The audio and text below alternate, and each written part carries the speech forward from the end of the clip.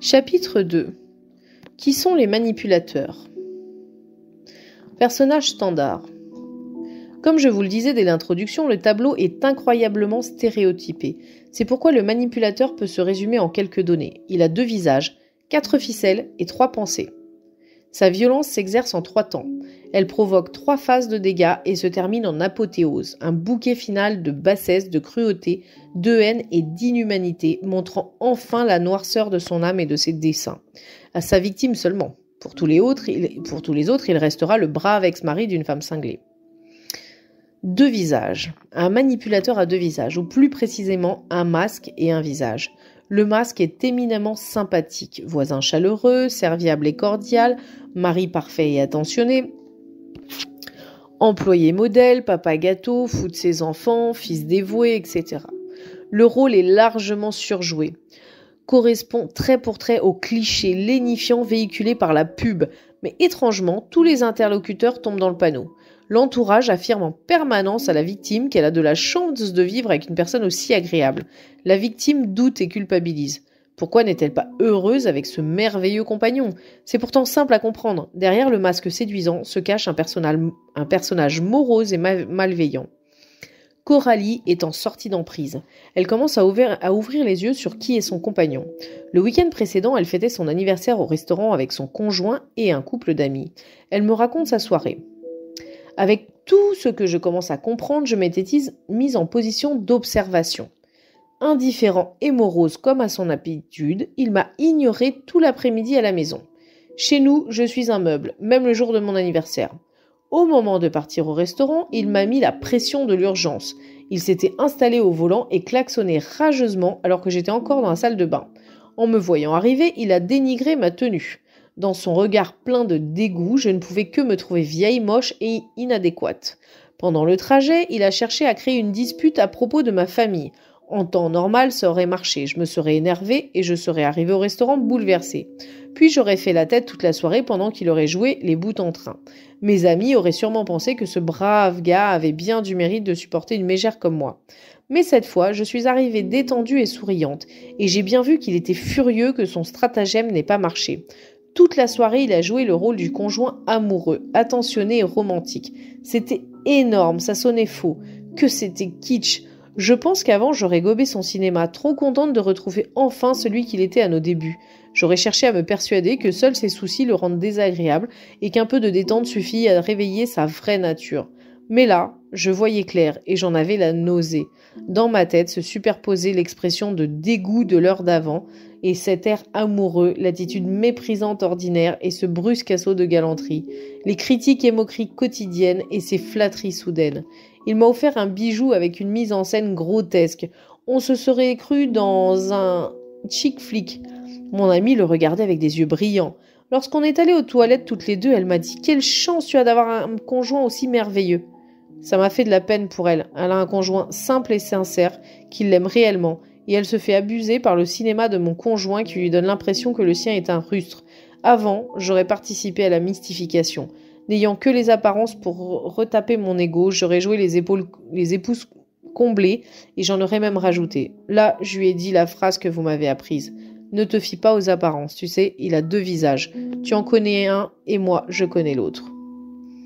Comme vous pouvez vous en douter, le masque du compagnon de Coralie est tombé dès le retour en voiture.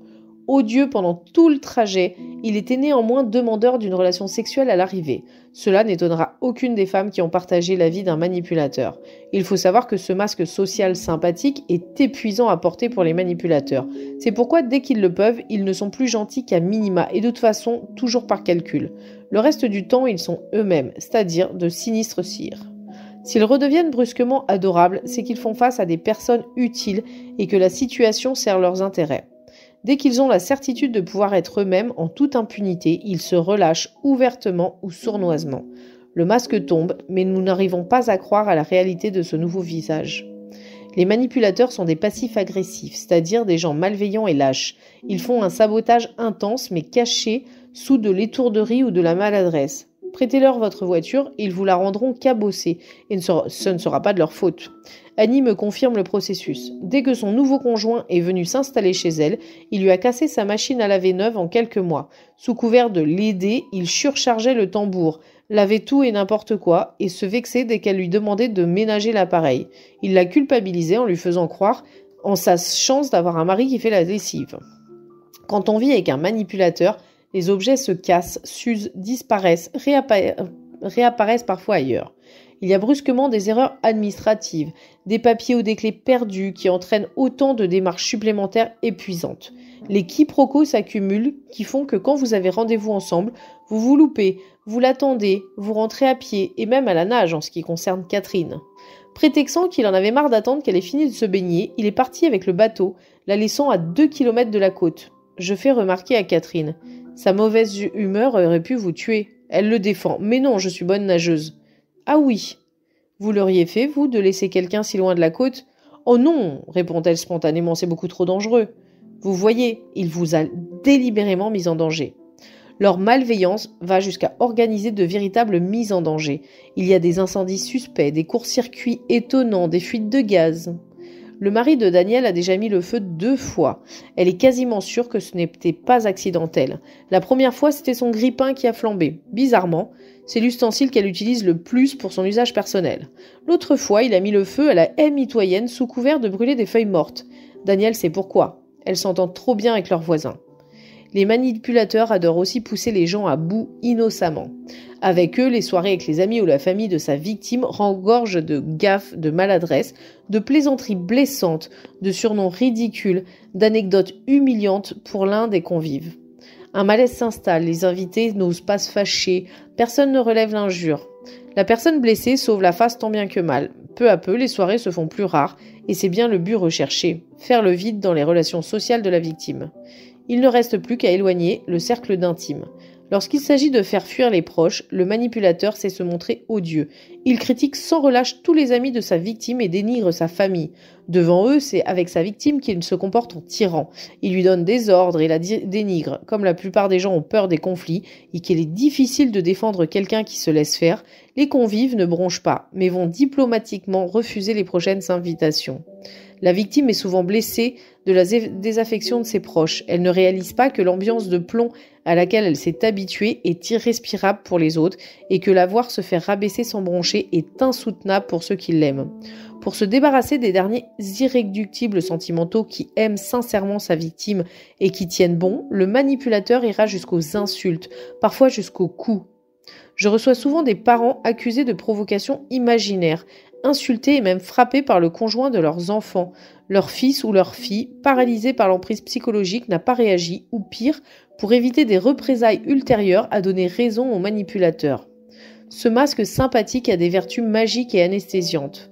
Le manipulateur morose et indifférent depuis des mois n'aura qu'à l'enfiler à nouveau pour que l'entourage redécouvre instantanément une personne extraordinaire. C'est ce que me raconte amèrement Marie. Depuis 6 ans que nous vivons dans ce lotissement, il s'est toujours montré désagréable avec nos voisins. C'est à peine s'il les saluait. C'est moi qui faisais tous les efforts de convivialité. Lors des barbecues, il restait à faire la tête dans son coin, ne parlant à personne, tandis que je me montrais enjouée pour préserver l'ambiance. Mais depuis que nous sommes en instance de divorce, il parle à tout le monde et va se confier partout. Je vois peu à peu les voisins avec qui je m'entendais bien me tourner le dos. Je suis sûre qu'il leur fait croire que s'il était désagréable, c'est parce qu'il était malheureux en couple et qu'il me fait passer pour la méchante de l'histoire. Je pensais que les voisins me connaissaient assez pour ne pas se laisser abuser. Mais visiblement, sa campagne de dénigrement fonctionne. Effectivement, par la suite, Marie a pu constater qu'une majorité de voisins avaient fait des attestations en faveur de son ex-mari. Bon voisin, bon mari et excellent père. Il est difficile de jeter la pierre aux voisins. Même les victimes, pourtant aux premières loges pour connaître le vrai visage de leur manipulateur, se laissent également rendormir par le masque sympathique. La raison en est simple. Nous sommes tous portés à croire que le masque sympathique est le vrai visage de la personne et que son côté morose et passager est circonstanciel.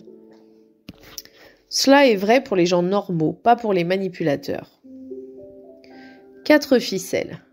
Les manipulateurs ne savent pas communiquer, ils ne savent que manipuler, c'est-à-dire tirer sur des ficelles pour vous transformer en marionnette. Ces ficelles sont au nombre de 4. La séduction, la victimisation, l'intimidation et la culpabilisation. En dehors de ces 4 ficelles, ils n'ont aucun moyen d'agir. C'est pourquoi lorsqu'elles ne marchent plus, les manipulateurs sont réduits à l'impuissance. C'est ainsi que les victimes sortent d'emprise. Mais pour libérer définitivement les victimes, il faudrait aussi que ces ficelles ne fonctionnent plus, non plus avec aucun des intervenants de la filière judiciaire. La séduction. Nous l'avons vu plus haut, le manipulateur maîtrise tous les codes de la séduction. Il sait flatter, baratiner, embobiner, promettre et faire rêver. Pendant qu'il nous endort de ses jolies paroles, il prend des notes sur nos points faibles et crée les attentes qui feront de nous son obligé. La victimisation. Les manipulateurs sont des virtuoses pour inspirer de la pitié. À les entendre, ils ont eu une enfance épouvantable, une ex-compagne monstrueuse ou complètement folle, une cascade de malchance dans leurs affaires, des associés malhonnêtes et des voisins odieux.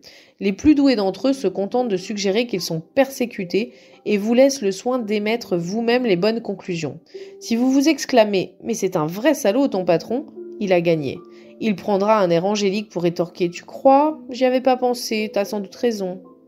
Les manipulateurs arrivent à faire croire qu'il n'y a qu'eux qui souffrent. Si une toute autre personne se plaint, c'est une mauviette, car quoi qu'il lui arrive, c'est de sa faute. Mais eux s'accordent un régime spécial. Ils se présentent comme particulièrement fragiles, fatigables et totalement intolérants à la frustration. Ils méritent toujours mieux et plus que ce qu'ils ont. La vie les a tellement spoliés, c'est inacceptable de les faire souffrir davantage. Nous devons tous capter ce message implicitement, car étrangement, partout où ils passent, on les ménage. Dans les entreprises, il y a toujours quelqu'un pour les couvrir, les materner et rattraper leurs bêtises. Les manipulateurs ont un art consommé pour retourner les situations et récupérer la place de victime, souvent aux dépens de la vraie victime. Ils peuvent même vous faire croire qu'ils culpabilisent tellement de vous avoir fait souffrir qu'ils souffrent de ce fait plus que vous. Alors, tous ces malheurs, vous n'allez pas en rajouter. S'il vous inspire de la pitié, le manipulateur a gagné. La ficelle est accrochée. Vous allez le cajoler, le protéger, le prendre en charge, résoudre ses problèmes, lui donner de l'argent, etc. Évidemment, il va abuser largement de la situation. S'il est allé trop loin et qu'il vous sent prête à le quitter, il sanglote, supplie, promet tout ce que vous voulez, se pend à vos basques et vous harcèle, tellement désespéré, pitoyable et pathétique que vous n'avez pas le cœur à lui asséner le coup de grâce. Les victimes ne peuvent imaginer que tant de désespoir puisse être totalement simulé. Pourtant, il suffit qu'elle passe outre ses larmes de crocodile pour le voir brusquement changer de visage, devenir une furie, montrer sa rage et devenir menaçant. Là où la pitié ne fonctionne pas, il utilisera la ficelle suivante, l'intimidation. Les manipulateurs sont des gens stressés, impatients et sous tension permanente. Le seul moment où ils sont d'un calme glacial est quand ils ont réussi à vous bouleverser. Plus vous allez crier, pleurer, vous justifier, argumenter, supplier, plus ils seront de marbre. Sinon, ils dégagent des ondes de stress communicatives et ils en jouent largement. Lorsqu'ils entrent dans une pièce, toutes les personnes présentes se crispent. Dès qu'ils en ressortent, tout le monde se détend. Les manipulateurs semblent toujours être sur le point d'exploser et se retenir à grand-peine. C'est de la comédie, car souvent, lorsqu'ils sont seuls, ils sifflotent joyeusement, mais ça marche. La plupart des gens qui ont peur des conflits et préfèrent ne pas les contrarier. C'est ainsi que les manipulateurs s'habituent à ce que tout cède devant eux. Le discours des manipulateurs est toujours venimeux, plein de sous-entendus inquiétants. Ils adorent les histoires graves ou sordides, édifiantes de leur point de vue, pour prouver que la vie est pleine de malheurs et de gens méchants. Les ennuis des autres les font jubiler. Ils se croient plus malins que tout le monde. Ils sont fiers de leur vengeance mesquine, de leurs représailles minables, et ils vous les racontent complaisamment. Cela vous sert au passage d'avertissement. Les menaces se font plus précises au fil du temps et surtout quand vous parlez de séparation. Certaines sont des menaces en l'air, mais pas toutes. Votre manipulateur vous annonce vraiment ce qu'il a prévu de vous faire si vous lui en laissez l'espace. Ces différentes menaces peuvent se résumer ainsi. Si tu pars, tout ce que je pourrais faire pour te nuire, je le ferai. Je te pourrirai tellement la vie que tu ne pourras pas faire autrement que de continuer à ne t'occuper que de moi à plein temps. Et si tu m'échappes vraiment, je te détruirai. Beaucoup de victimes croient que les mots du manipulateur ont dépassé sa pensée dans un moment de colère. Elles auront hélas tout loisir de réaliser que non. Peu à peu, les critiques, les dénigrements et les moqueries se transforment en cris et en insultes. La violence des manipulateurs est toujours affleurante. Elle est avant tout psychologique, mais elle devient presque toujours peu à peu physique et sexuelle. Souvent, la victime ne réalise même pas qu'elle vit de la violence physique. Pourtant, la dernière fois, il l'a poussée contre le mur tellement fort qu'elle a une grosse bosse sur le crâne. Pourtant, quand il l'a fait tomber à la renverse, elle s'est cassé le coude. Mais c'était accidentel, il n'a pas voulu lui faire de mal. Ces simulacres d'étranglement ou les gifles qu'il lui donne sont aussi de la violence physique, mais la victime s'en défend. Mais non, il ne me bat pas, et puis ce n'est pas tous les jours. De même, les victimes n'auraient pas idée d'appeler viol l'énorme pression que le manipulateur leur met pour faire l'amour quand elles n'en ont pas envie. Pourtant, elles ne peuvent pas ne pas céder, et elles ne cèdent que pour avoir la paix, et pour pouvoir enfin dormir. Les hommes me racontent également subir d'énormes pressions et s'exécuter pour apaiser leur dragon. Eux aussi ressentent après l'acte sexuel un sentiment de dégoût, un malaise diffus et oppressant. Les victimes ne s'en rendent même plus compte, mais elles sont terrorisées et conditionnées à éviter de réveiller le monstre dans leur conjoint. Tous leurs comportements sont des comportements d'évitement. C'est ainsi que beaucoup de mères ont accepté la garde alternée sur les enfants trop jeunes par peur de ces réactions et dans l'espoir de l'apaiser. C'est un très mauvais calcul, car la garde alternée n'était que la première étape, la finalité à terme étant de lui retirer la garde de ses enfants. Sans scrupule, il utilisera ce qu'il lui a extorqué contre elle. Une mère demandant elle-même la garde alternée pour un bébé n'est pas maternelle. C'est QFD. La plupart des victimes n'osent pas envisager qu'ils puissent être aussi haineux et destructeurs à leur égard. C'est tellement effrayant de réaliser qu'on est marié à un psychopathe qu'elles préfèrent croire à des accès de colère passagers chez quelqu'un dont le fond est bon. Il faudra pourtant oser faire face à son effroyable malveillance pour se défendre réalistement. La culpabilisation. Les victimes sont des personnes hyper responsables, toujours prêtes à se remettre en cause pour évoluer. C'est donc très facile d'activer leur culpabilité. Les victimes pensent que le masque est le vrai visage du manipulateur. Elles croient avoir affaire à une personne adorable dont la nature profonde serait contrariée par quelques vieux démons hérités de l'enfance. Le pauvre a tellement souffert. Avec de l'amour et de la compréhension, sa nature adorable prendra le dessus. Bizarrement, le masque charmant disparaît de plus en plus souvent. Mais cela n'alerte pas les victimes qui redoublent d'efforts pour le voir revenir. Les regards de haine froide, de mine de dégoût ou les expressions de rage mal contenues qu'elles captent régulièrement les troublent momentanément, mais elles refusent d'admettre qu'il puisse exister sur Terre une âme d'une telle noirceur. Le discours du manipulateur vient confirmer que c'est elles qui ont un problème, pas lui. Car dans la tête du manipulateur, les choses sont simples. Il n'a rien à se reprocher, il est parfait. Vous êtes seul responsable de la qualité de la relation que vous avez avec lui. C'est donc vous seul qui provoquez l'apparition sur son visage maussade, et méchant. C'est tant pis pour vous, il ne fallait pas le contrarier. Quoi qu'il se passe, c'est de votre faute. Et comme c'est un éternel insatisfait, vous en aurez toujours trop fait ou pas assez, et en tout cas, pas ce qu'il fallait. Trop enclines à se remettre elles-mêmes en cause, les victimes adhèrent facilement à l'idée qu'elles n'ont pas fait ce qu'il fallait. Elles culpabilisent aussi et surtout d'échouer dans leur mission, de le rendre heureux. Cette culpabilité des victimes participe au déni de la réalité des deux côtés. Le manipulateur reste d'autant plus persuadé qu'il a raison que sa compagne abonde dans son sens. Si elle l'envoyait promener en lui disant « tes demandes sont irréalistes », cela arrangerait un petit peu les choses. Pour la victime, la culpabilité a également une autre fonction qui peut paraître paradoxale. Elle sert à refuser d'admettre sa propre impuissance. Tant que je crois que c'est ma faute, je me protège de l'idée qu'il n'y a rien que je puisse faire pour changer les choses. Il y a finalement une naïve prétention dans cette forme de culpabiliser. Comment peut-on croire qu'on a seul le pouvoir de tout arranger ? Échouer dans sa mission est moins humiliant que de réaliser qu'il s'agit d'une fausse mission. C'est seulement quand elles ont enfin compris que rien ne changera jamais que les victimes commencent à envisager la séparation. Pour être libre mentalement, il faut décrocher ces 4 ficelles. Ne vous laissez plus flatter à bon compte. N'ayez plus pitié de lui, il est beaucoup moins malheureux que vous ne le croyez, car il raffole de sa propre méchanceté. Vous l'avez déjà vu jubiler de ses minables représailles, n'est-ce pas ? Et ne vous en faites pas pour lui. Si vous partez, il ne dépérira pas longtemps. Il retrouvera très vite une nouvelle proie. Pour qu'il ne puisse plus vous faire peur, il vous faut apprendre à anticiper sur ses attaques et à vous protéger réalistement. Enfin, rendez-lui la responsabilité de ses actes. Il est largement responsable de ce qu'il vit. Si vous le quittez, il ne l'aura pas volé. 3 pensées. La pensée des manipulateurs peut se résumer en 3 phrases clés. Tout ce qu'ils disent et tout ce qu'ils font peut à chaque fois se classer dans l'une ou l'autre de ces injonctions. Cause toujours. Tiens, ça te fera les pieds, rendors-toi. Cause toujours. Les victimes usent des hectolitres de salive à expliquer, dialoguer, négocier, présenter leur point de vue, essayer de se faire comprendre en pure perte. Sylvie m'annonce triomphante. Ouf, c'est bon, on a eu une très longue discussion hier soir, mais cette fois, il m'a écouté et il a compris. Je me permets d'en douter, connaissant le personnage.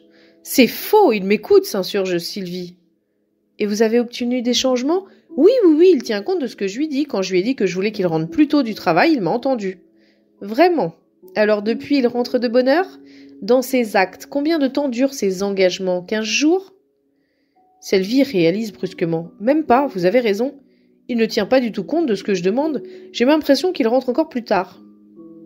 J'invite les victimes à faire le compte de toutes ces heures de palabres souvent prises sur leur temps de sommeil et suivies d'insomnie, de toute l'énergie déployée à essayer de trouver un terrain d'entente, de tous ces trésors d'ingéniosité déployés pour présenter les demandes sans le froisser et de mettre ce total en perspective des résultats obtenus, voisin du zéro absolu.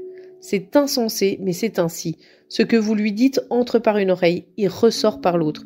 Le seul changement, c'est que vous pouvez espérer, c'est une dégradation inexorable de la situation. Tiens, ça te fera les pieds. En fait, ça ne sort pas tant que cela par l'autre oreille. Le manipulateur entend très bien ce que vous dites, mais il l'utilisera à l'envers pour vous faire enrager, comme le conjoint de Sylvie. Puisqu'il rentre encore plus tard, c'est qu'il a bien entendu la plainte. Mais quel est l'intérêt de faire enrager leur conjointe ? Cette attitude est difficilement compréhensible tant elle est contre-productive. Il faut avant tout comprendre que les manipulateurs considèrent les gens bienveillants et gentils comme stupides et naïfs. Dès le départ, ils sont sidérés par tant de bêtises et de crédulité. Alors, ils testent les limites. Ils ont bien repéré que la future victime a soif de reconnaissance et raffole des défis. Le manipulateur lance une première babale avec la consigne « va chercher », juste pour voir. La victime ravie se rue pour la ramener. Alors il en lance une autre, puis une autre, et le miracle se produit. On peut tout demander à cette andouille et lui faire gober n'importe quoi. C'est grisant pour quelqu'un qui est dans un délire de toute puissance. D'autre part, pour un manipulateur, l'autre est un objet. Un distributeur, plus précisément, qui ne doit exprimer aucun désir et ne mettre aucune limite. Quand la victime commence enfin à se rebiffer, le manipulateur considère qu'il faut la punir et la mater pour qu'elle retourne dans le droit chemin de l'obéissance. C'est à partir de là que les représailles vont se multiplier.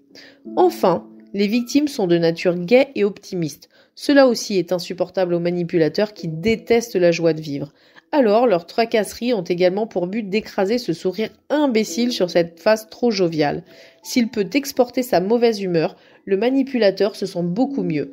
Quel soulagement de vous voir crier, bouder ou pleurer. Rendors-toi. Évidemment, n'ayant aucune limite, le manipulateur est en conquête de territoire permanente.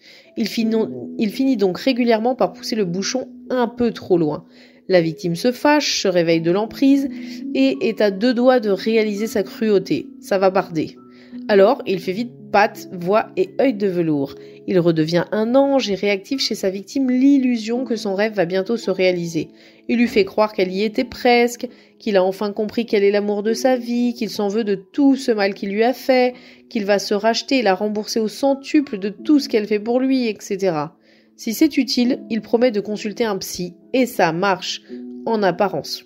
Il lâche du lest et fait amende honorable, en apparence seulement, car caché derrière son masque sympathique, il en profite pour faire poser des actes engageants à sa victime. Le bouchon n'aura finalement pas été poussé trop loin en vain. Dès que la victime s'est rendormie, elle est un peu plus engagée et le nouveau territoire est conquis. Maintenant que vous connaissez ces 3 pensées clés, vous pouvez revisiter tous les actes et toutes les paroles de votre manipulateur depuis le début de votre histoire et vous rendre compte qu'ils peuvent tous se classer dans l'une ou l'autre de ces 3 intentions. Pourquoi sont-ils ainsi ? Ce manipulateur, destructeur diabolique et calculateur n'est qu'un sale môme qui veut être le chef de la cour de récré. Comme je le dis en permanence, c'est un personnage complètement stéréotypé et prévisible, une fois qu'on a compris son fonctionnement. Dans la littérature, son profil est décrit de la même façon depuis l'Antiquité. Alors je suis toujours étonnée que tant de gens ne sachent toujours pas qui il est. On utilise régulièrement les termes de pervers narcissique ou de manipulateur destructeur pour le décrire. Dans toutes les descriptions, on le dit cruel, égoïste, misogyne, paranoïaque, sans affect et accessoirement immature. Il est tout cela, mais son immaturité n'est jamais assez prise au sérieux à mon sens. On la signale au passage, comme un satellite de sa problématique. Or, comme je l'ai expliqué dans mon précédent livre, pour moi leur immaturité n'est ni accessoire ni anecdotique. Elle est même au centre du problème. Je suis certaine que la pathologie des manipulateurs est surtout une lourde pathologie de la maturation psychologique. Ils n'ont tout simplement psychiquement pas grandi. Le corps a grandi, mais pas la tête. Ils ont l'apparence d'un adulte, la vie d'un adulte, les responsabilités d'un adulte, un permis de conduire d'adulte, hélas, mais se comportent comme des enfants bêtes, méchants, mal élevés, mal cadrés, sournois et malveillants. À un âge donné, 5 ans, 7 ans, 12 ans, le processus d'évolution psychologique s'est figé. Lorsqu'on remet l'immaturité des manipulateurs au centre de leur pathologie, tous leurs comportements prennent sens.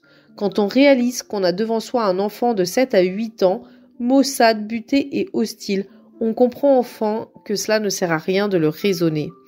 Un de mes clients, comprenant enfin cela, leur a attribué les sobriquets de morveux et morveuses. Je trouve que cette appellation leur va comme un gant et permet vraiment de comprendre à qui on a affaire. Ils sont menteurs et vantards, tricheurs et fourbes, faillots et démoniaques. Ils se croient dans une cour de récré dont ils seraient le caïd et où tous les coups leur seraient permis. Le tout évidemment en embobinant la maîtresse d'école, dans ce cadre il s'agit de la justice, et en faisant passer l'autre pour le manipulateur à leur place. Leur communication est bien du niveau de la cour de récré. Même pas vrai. C'est celui qui dit qui est. Tu vas voir ta gueule à la récré.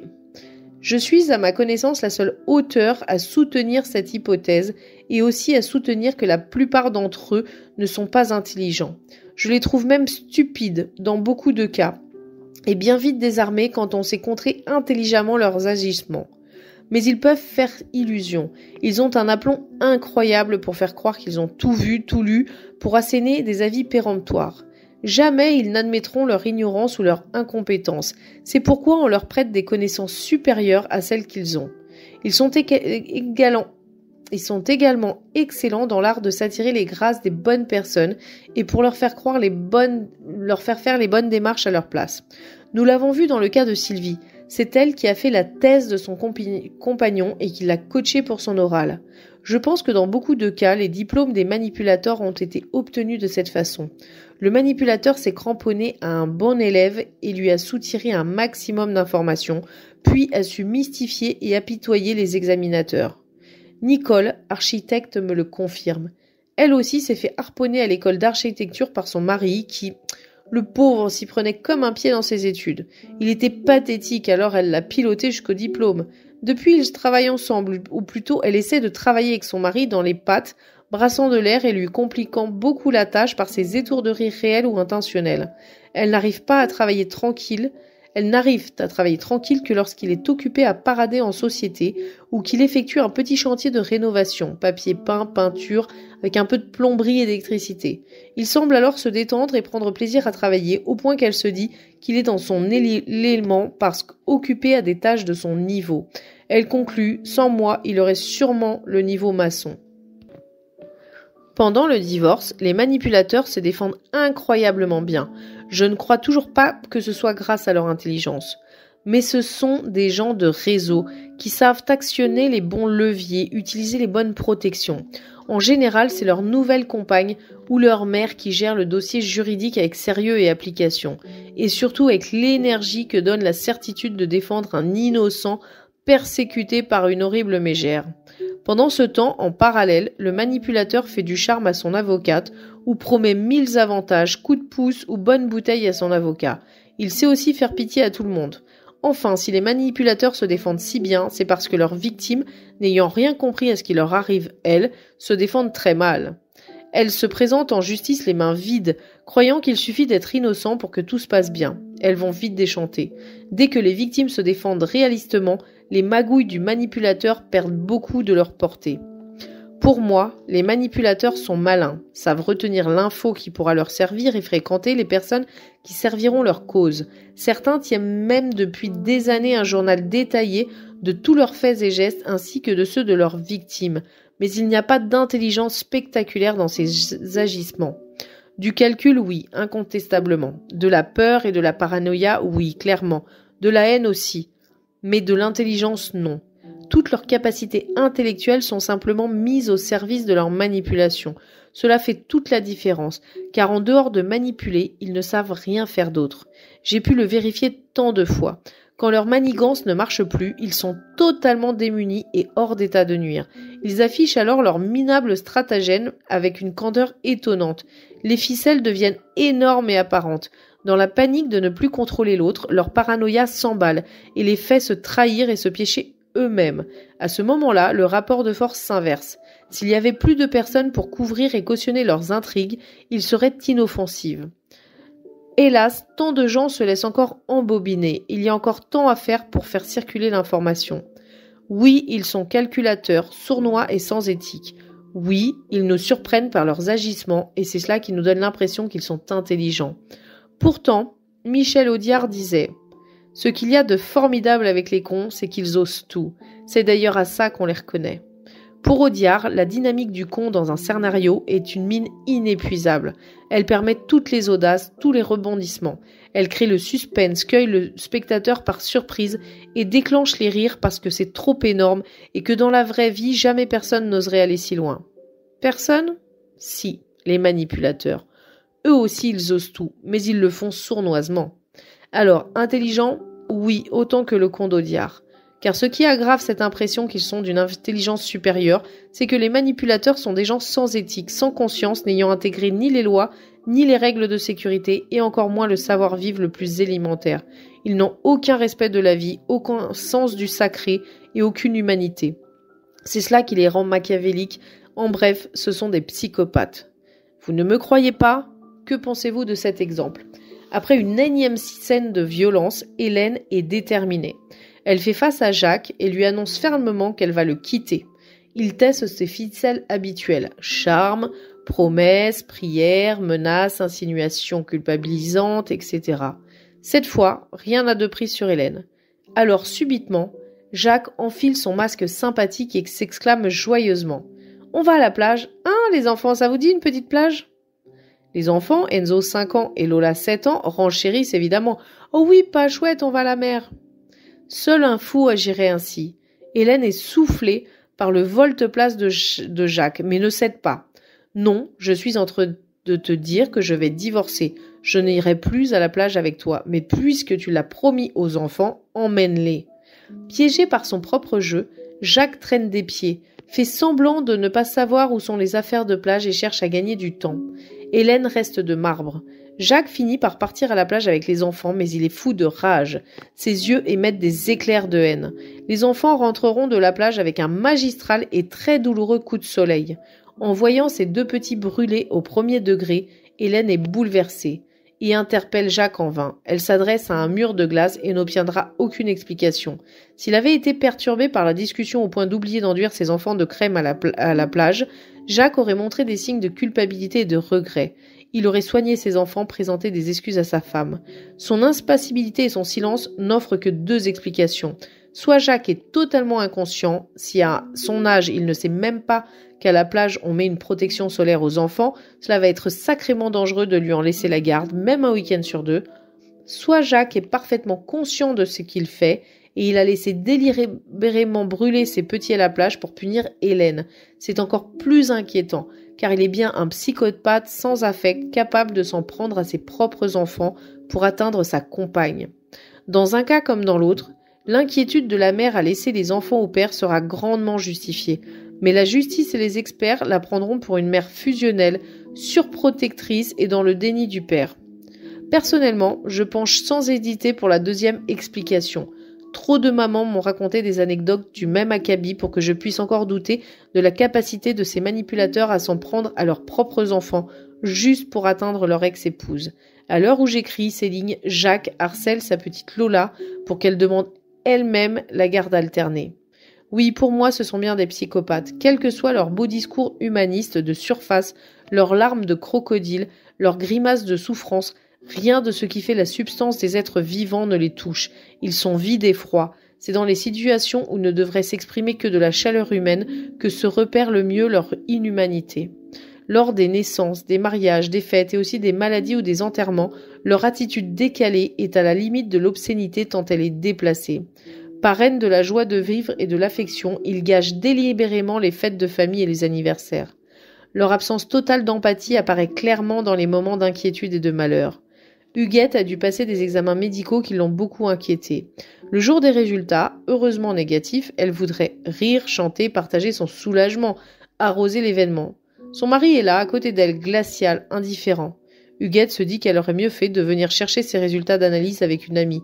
Elle aurait au moins eu des bras pour l'étreindre. Comme Huguette, les victimes vivent avec quelqu'un de totalement inhumain. Jamais un geste de réconfort, jamais un mot gentil.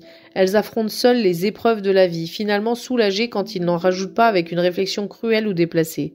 Le niveau de cruauté des manipulateurs est incommensurable. Personne ne le soupçonne de l'extérieur. Pourtant, dans le récit de leurs victimes, j'entends de véritables horreurs. Lorsque Christine a rencontré Patrick, il a refusé de mettre des préservatifs lors de leur rapport amoureux. Mais lorsque Christine est tombée enceinte, il l'a forcée à avorter dans des conditions sordides. Depuis, dès qu'elle lui fait des reproches, il secoue la tête avec un air navré et profère doucereusement. « Pourquoi ne m'as-tu pas donné un fils? On n'en serait pas là aujourd'hui. » Et elle en hurlait de souffrance.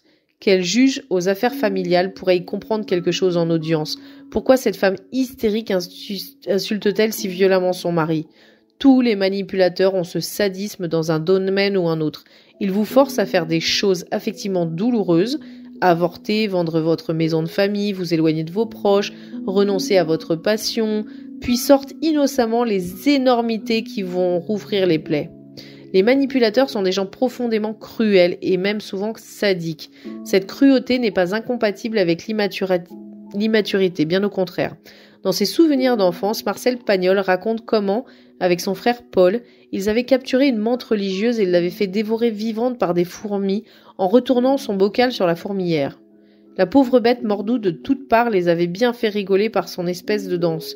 Marcel Pagnol raconte aussi comment, avec ce même petit frère, il faisait croquer des crottes de lapin à leur petite sœur en lui faisant croire qu'il s'agissait de bonbons à la réglisse. Charmant bambin. Il n'y a nul besoin d'être intelligent ni adulte pour trouver comment blesser l'autre. Dans les cours de récréation, les moqueries sont souvent d'une méchanceté très ciblée. Nous avons tous connu les garnements insupportables lors de notre scolarité en école primaire. Les manipulateurs sont restés de cela. Nous nous faisons des illusions sur la capacité des manipulateurs à ressentir des émotions et à avoir des sentiments, parce que nous leur appliquons nos valeurs et nos fonctionnements. Par exemple, nous nous trompons sur la nature de leur possessivité et de leur jalousie, aussi maladifs l'une que l'autre. Cette possessivité et cette jalousie ne sont pas de l'amour comme nous le croyons naïvement, elles ne sont que de la toute-puissance infantile et rentrent donc dans le cadre de leur immaturité. Les pervers dits narcissiques, comme leur nom l'indique, sont de gros nourrissons égocentriques et exclusifs. Ils ramènent tout à eux, font tout pour rester au centre de votre univers et cherchent à vous occuper à plein temps. Il ne faut pas confondre amour et possessivité. On peut être possessif et collectionneur avec des objets. On peut aussi aimer quelqu'un et le laisser respirer. Chez les manipulateurs, il n'y a pas d'amour mais de la possession, de la domination, un besoin de contrôler l'autre et de la chosification, puisque dès qu'ils sont rassurés, leur victime fait à nouveau partie des meubles. Ils sont jaloux de tout ce qui peut vous détourner d'eux, donc également jaloux de leurs propres enfants. Toutes les mamans l'ont ressenti et s'en sont étonnées. Comment un père peut-il être jaloux de ses enfants? Cette jalousie est également compatible avec de la chosification. C'est mon objet. Les manipulateurs peuvent même être jaloux de l'affection des animaux domestiques. Charles fait un jour une scène épouvantable à Sylvie. Le sujet: à partir de maintenant, il n'y aura plus que lui qui nourrira le chien, parce que c'est insupportable que cet animal ne fasse des fêtes qu'à sa maîtresse et pas à lui. Il ne tiendra pas la semaine à préparer la gamelle et vouera ensuite une rancune tenace à cette sale bête. Philippe prend son bébé pour un poupon. Il met le réveil à 6h le dimanche matin pour être sûr d'être le premier à donner le biberon au petit dernier. Quand le réveil sonne, il se rue pour préparer le biberon et secoue le bébé endormi pour le faire manger. Gabriel s'énerve parce que Sandrine a des jumeaux sur les genoux. Il crie « T'as pas à garder les deux sur toi, donne-moi-en un !» Et il arrache un des petits garçons des genoux de sa mère. Le problème n'est pas que ces pères s'occupent de leurs enfants, mais la façon infantile dont ils le font, comme s'ils jouaient à la poupée, dont ils se lassent très vite par ailleurs. Les manipulateurs prennent leurs enfants pour des peluches. Tant que ces enfants sont dociles et gratifiants, tout va bien. Mais dès que l'enfant commence à exister avec ses besoins, ses demandes et ses questions, les choses se gâtent. Le sadisme de ces pères manipulateurs s'exerce aussi très tôt sur les enfants. Gabriel met le bavoir à l'un de ses jumeaux. Sandrine se retourne et voit l'enfant tout bleu, les yeux exorbités, dans sa chaise haute. Gabriel a serré le bavoir jusqu'à l'étrangler. Comme Jacques qui avait laissé ses petits prendre un coup de soleil à la plage, il restera fermé et impassible devant les récriminations de Sandrine. Depuis quelque temps, quand son père s'en occupe, Théo, 4 ans, pousse brusquement un cri de douleur, puis se met à pleurer. Il dit à sa mère « Papa m'a fait mal ». Le père nie, mais la scène se renouvelle suffisamment souvent pour que la maman n'ait plus de doute. Son mari fait délibérément mal au petit dans son dos. Le côté passif-agressif des manipulateurs les pousse à organiser des mises en danger délibérées de leurs proches et de leurs enfants. Gisèle Arus-Révidi, dans Parents immatures et enfants adultes, appelle ces mises en danger « laisser sa chance au danger ». Nous avons vu Catherine laisser au large rentrer à la nage. Nous avons vu les simulacres de jeter la voiture sous un camion. Il y en a tant d'autres. Ne pas attacher les enfants en voiture, ne pas les surveiller à la plage, les perdre sur un marché. Le côté délibéré de la mise en danger est souvent affleurant, voire évident. Charles et Sylvie sont partis en vacances dans un pays chaud. Pour éviter d'être malades, ils ont convenu ensemble de refuser les glaçons dans les boissons. Le premier jour, Charles va au bar et revient au bord de la piscine avec 2 cocktails, un sans glaçon et l'autre avec. Il tend à Sylvie le cocktail avec glaçon. Sylvie sent son sang se figer. Perturbée, elle bredouille. On avait dit sans glaçon. Charles répond froidement et sèchement. J'ai oublié. Le mensonge est énorme puisque son propre cocktail ne contient pas de glaçon. Sylvie me raconte la suite. Il me regardait fixement avec un air dur. J'étais comme hypnotisée. J'ai bu le cocktail comme un condamné boirait un verre d'arsenic. Bien sûr, j'ai été malade pendant plusieurs jours. Pendant que je m'évidais dans la chambre d'hôtel, il faisait le chaud liqueur au bord de la piscine. Dans cet exemple, on retrouve les crottes de lapin de Marcel Pagnol. Dans beaucoup de cas, je recommande à mes clientes de surveiller leur verre et leur assiette en présence de leur manipulateur.